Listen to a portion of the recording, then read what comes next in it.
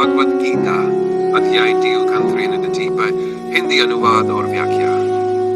अब तक श्री कृष्ण ने अर्जुन को आत्मा की अमरता का ज्ञान दिया। अब वे उसे कर्तव्य और धर्म का महत्व समझाते हैं, विशेष रूप से एक क्षत्रिय के धर्म स्वधर्म के संदर्भ में। स्वधर्म अपि चावेक्ष्यनान् विकम्पितुमर्हसि धर्म्याद्धि युद्धाश्रेयो अन्यच्च क्षत्रियस्य न विद्यते। अनुवाद: अपने क्षत्रिय धर्म को देखते हुए तुम्हें भयभीत नहीं होना चाहिए, क्योंकि एक क्षत्रिय के लिए धर्म युद्ध से बढ़कर कोई श्रेयस्कर कर्तव्य नहीं है। व्याख्या: श्री कृष्ण कहते हैं कि युद्ध से हटना अर्जुन के क्षत्रिय धर्म के विरुद्ध होगा। धर्म की रक्षा के लिए युद्ध करना उसका कर्तव्य है, इसलिए वो संकोच नहीं करना चाहिए।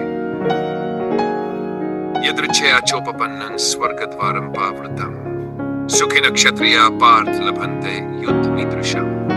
अनुवाद: हे पार्थ, जो युद्ध स्वयं ही अवसर बनकर आया है वह स्वर्ग के द्वार को खोलता है। केवल सौभाग्यशाली क्षत्रिय ही ऐसे युद्ध को प्राप्त करते हैं। ये युद्ध धर्म की रक्षा के लिए है, इसलिए युद्ध भाग्यशाली योद्धाओं के लिए स्वर्ग का द्वार खोलता है। यदि अर्जुन इसे छोड़ देगा तो वह अपने कर्तव्य से विमुख होगा।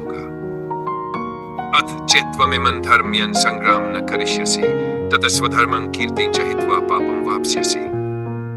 अनुवाद: यदि तुम इस धर्मयुक्त युद्ध को नहीं करोगे तो अपने धर्म और कीर्ति को खोकर पाप को प्राप्त करोगे।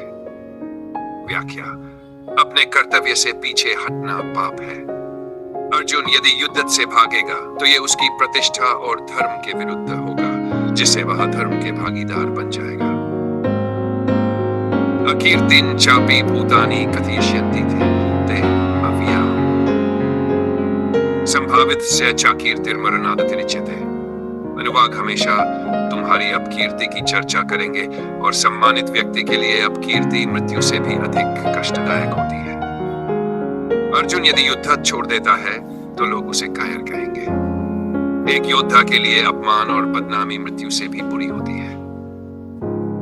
श्लोक: भयाद्रनादुप्रतं मन्स्यन्ते त्वां महारथाः येषां च त्वं वसुमतो भूत्वा यास्यसि लाघवम्। अनुवाद: महान योद्धा सोचेंगे तुम भय के कारण युद्ध से भागे हो। जिन्हें तुमने अब तक प्रभावित किया है वे तुम्हें तुच्छ समझेंगे। या युद्ध भूमि से हटना अर्जुन की वीरता पर प्रश्न चिन्ह लगा देगा। जो योद्धा आज उसकी प्रतिष्ठा करते हैं वे उसे भूख मान लेंगे। स्वधर्म का पालन करें। हर व्यक्ति का एक कर्तव्य होता है। हमें अपने धर्म और जिम्मेदारियों से पीछे नहीं हटना चाहिए। मान मृत्यु से भी बुरा है। समाज में एक प्रतिष्ठित व्यक्ति के लिए उसकी मान प्रतिष्ठा बहुत महत्वपूर्ण होती है। धर्मयुक्त कार्य ही मोक्ष का मार्ग है। अपने कर्तव्य का पालन करने से ही सम्मान और मोक्ष प्राप्त किया जा सकता है।